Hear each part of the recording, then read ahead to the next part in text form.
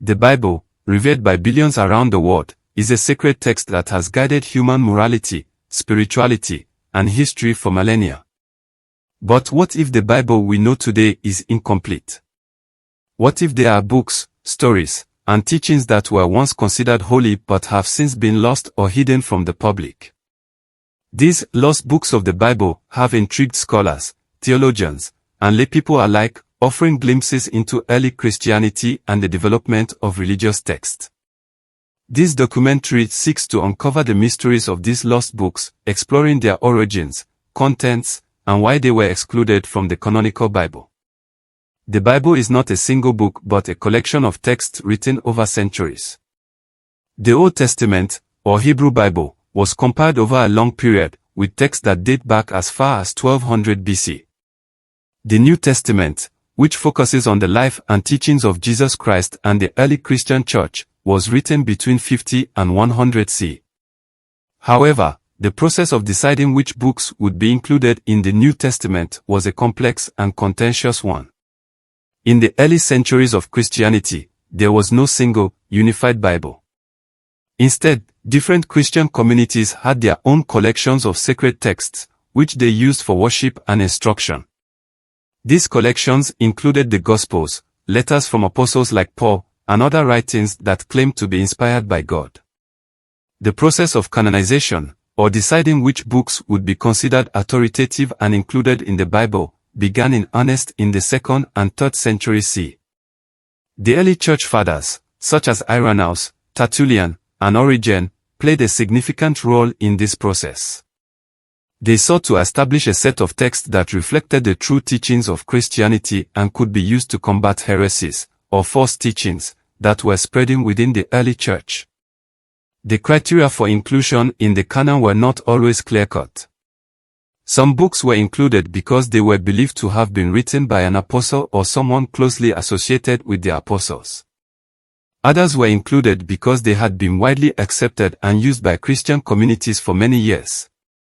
Still, others were included because they were seen as orthodox, meaning they conformed to the established beliefs of the church. By the end of the 4th century, the canon of the New Testament had largely been established, with the 27 books we know today.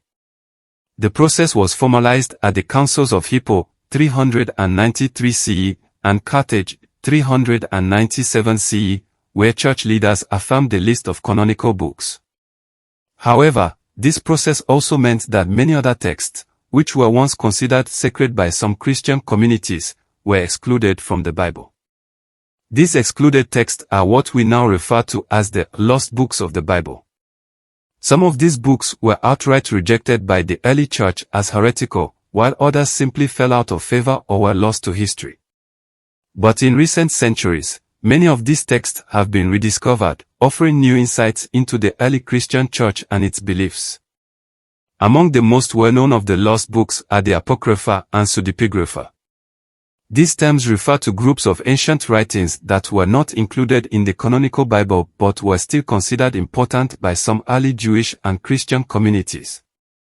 The Apocrypha, which means hidden or secret in Greek, refers to a collection of books that were included in the Septuagint, the Greek translation of the Hebrew Bible, but were not included in the Hebrew Masoretic text, which forms the basis of the Jewish Bible and most Protestant Old Testaments. The Apocrypha includes books such as Tobit, Judith, Wisdom of Solomon, Sirach, Ecclesiasticus, Baruch, and 1 and 2 Maccabees. These books were accepted as part of the Old Testament canon by the early Christian Church, and they are still included in the Bibles of the Roman Catholic and Eastern Orthodox churches.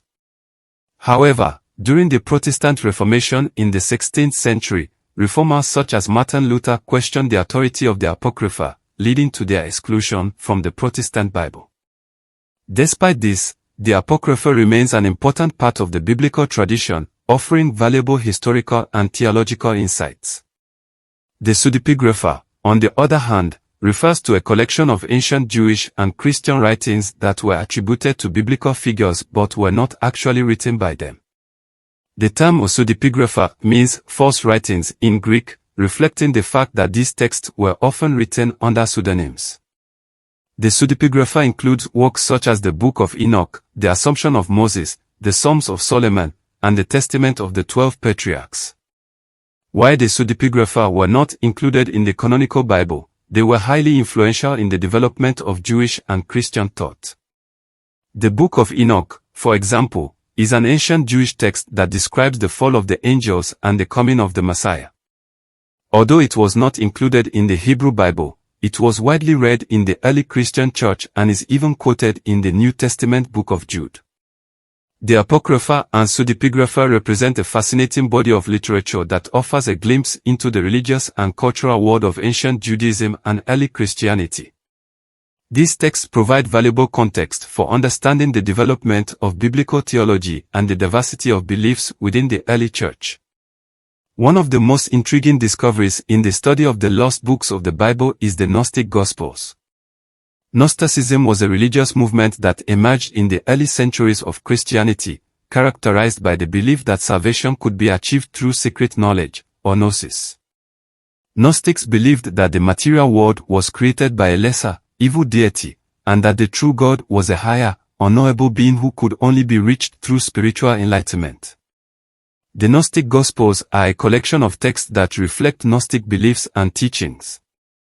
These texts were not included in the canonical Bible because they were considered heretical by the early church. However, they offer a unique perspective on early Christian thought and the diversity of beliefs that existed within the early church. The most famous of the Gnostic Gospels is the Gospel of Thomas, a collection of 114 sayings attributed to Jesus. Unlike the canonical Gospels, the Gospel of Thomas does not include a narrative of Jesus' life, death, and resurrection. Instead, it presents Jesus as a teacher of secret wisdom, offering insights into the nature of the divine and the path to spiritual enlightenment. Some scholars believe that the Gospel of Thomas may be one of the earliest Christian texts, dating back to the mid-1st century CE. Another important Gnostic text is the Gospel of Mary, which presents Mary Magdalene as a key disciple of Jesus who receives secret teachings from him. The Gospel of Mary challenges the traditional roles of women in the early church and presents a more egalitarian view of Christian leadership. This text has been of particular interest to modern scholars and theologians, especially in the context of feminist interpretations of early Christianity. The discovery of the Nag Hammadi Library in 1945, a collection of 13 ancient codices found near the town of Nag Hammadi in Egypt, was a watershed moment in the study of Gnosticism. The library contained a wealth of Gnostic texts, including the Gospel of Thomas, the Gospel of Philip, and the Apocrypha of John. These texts have provided invaluable insights into the beliefs and practices of Gnostic Christians and have challenged traditional understandings of early Christian history. The Gnostic Gospels represent a radical alternative to the Orthodox Christianity that emerged as the dominant form of the faith. They offer a vision of Christianity that emphasizes personal spiritual experience and the pursuit of hidden knowledge, rather than adherence to established doctrine. While these texts were ultimately rejected by the early church, their influence can still be seen in various mystical and esoteric traditions throughout history. In addition to the Gnostic Gospels, there are other early Christian writings that were excluded from the Bible but provide fascinating insights into the beliefs and practices of the early church. Among these are the Infancy Gospels, which focus on the childhood of Jesus, and other apocryphal texts that expand upon the lives of the apostles and other figures from the New Testament.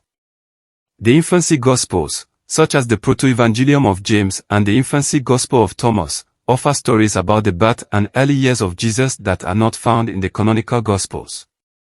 These texts were popular in the early Christian church and helped to fill in the gaps in the biblical narrative of Jesus' life. For example, the Proto-Evangelium of James, written in the 2nd century CE, provides details about the birth of the Virgin Mary, her upbringing in the temple, and the miraculous circumstances surrounding the birth of Jesus. The Infancy Gospel of Thomas, another significant text, offers a portrayal of Jesus as a child. In this gospel, Jesus is depicted as a prodigious but sometimes mischievous boy with extraordinary powers, who performs miracles such as animating clay birds and healing the sick, but also exhibits behavior that some would find troubling, like striking down other children who offend him. These stories provide a more human, yet enigmatic, image of Jesus, contrasting sharply with the more mature and controlled figure found in the canonical Gospels. While these texts were widely read and revered in certain Christian communities, they were eventually excluded from the New Testament canon.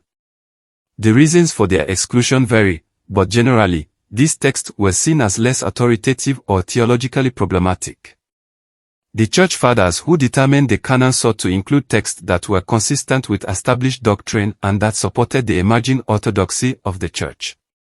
Another group of early Christian writings that were excluded from the Bible are the Acts of the Apostles, apocryphal texts that expand upon the lives and missions of the apostles.